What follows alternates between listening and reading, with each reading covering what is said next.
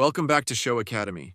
Today we're doing something that every top student knows is essential, training on real exam-style questions.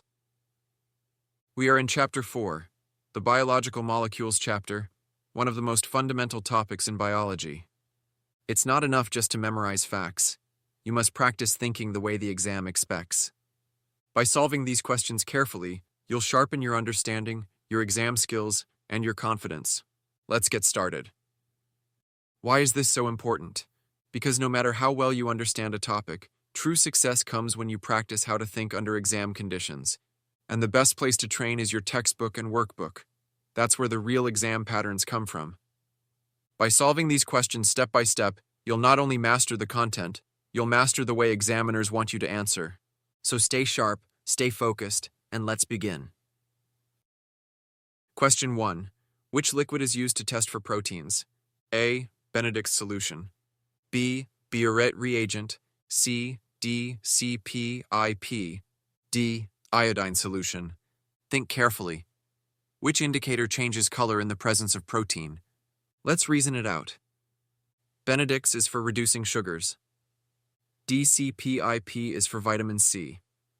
Iodine is for starch. So what's left? Right, the Biuret reagent. It's blue, and if the protein is present, it turns purple. One rule here, protein loves Biuret. Correct answer, B. Biuret reagent. Question 2. Which substance is made by linking amino acids together? A. Cellulose. B. Fat. C. Protein.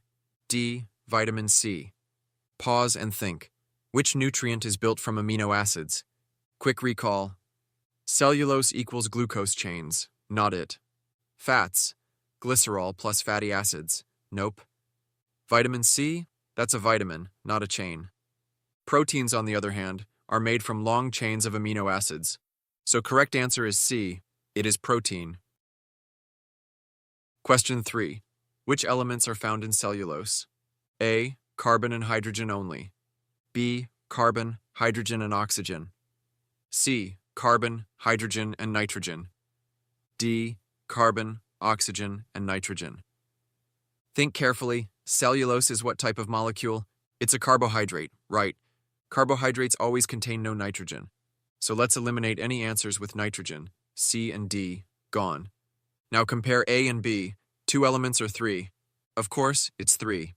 So, correct answer is B, carbon, hydrogen, and oxygen. Question 4. Which food contains only fat? This question tests your knowledge about positive results.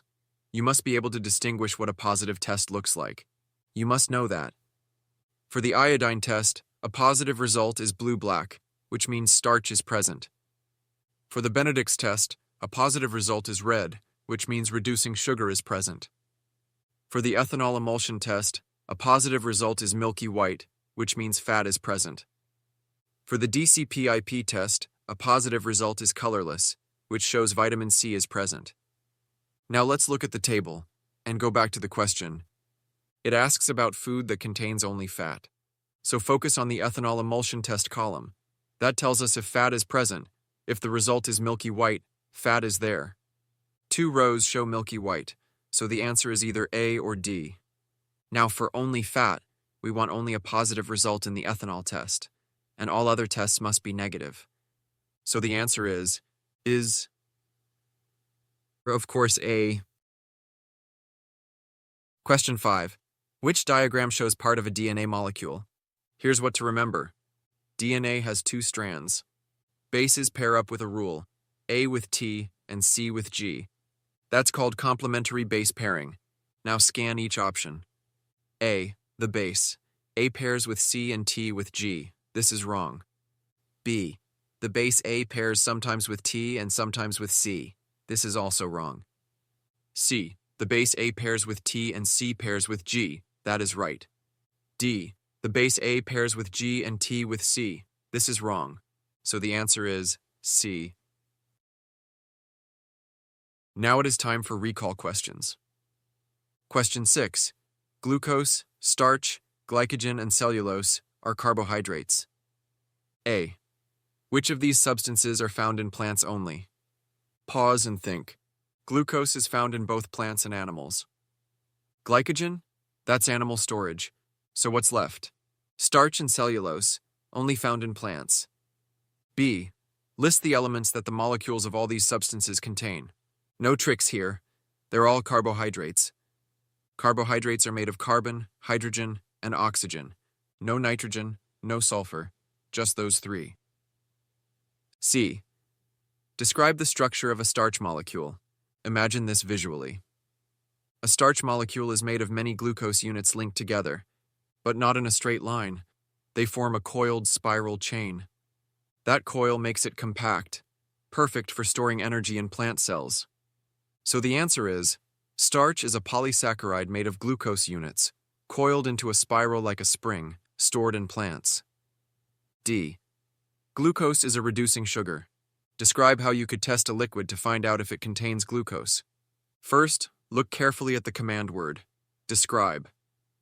Your textbook teaches you that describe means state the main points, give characteristics and mention the main features, without explaining why. You need to say what you do and what you see, clearly and directly. Now let's answer. Add Benedict's solution to the liquid. Heat the mixture gently in a water bath. If glucose is present, the solution changes color, from blue to green, then yellow, orange, or brick red, depending on the amount of glucose.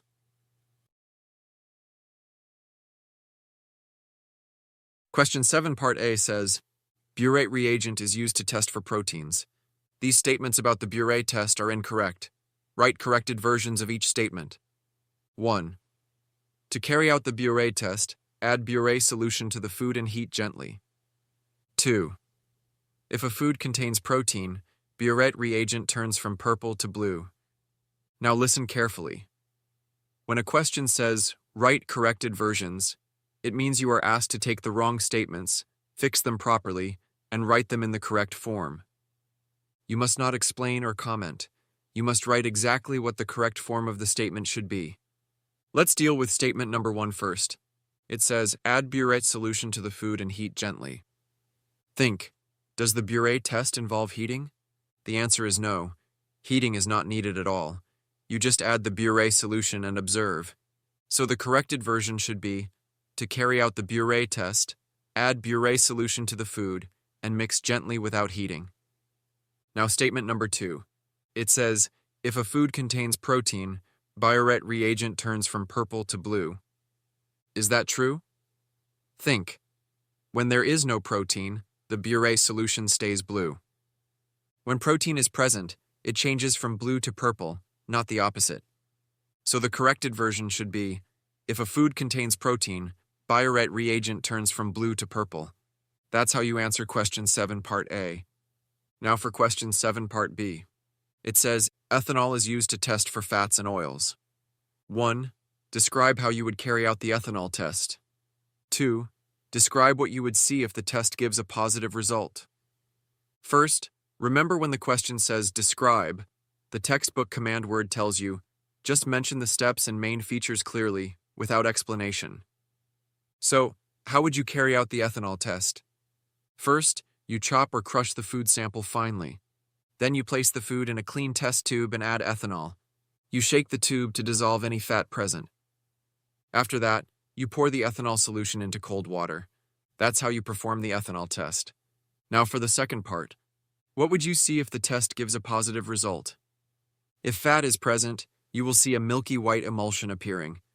If there is no fat, the solution remains clear. That's it. Now question number 8, a 6-mark question.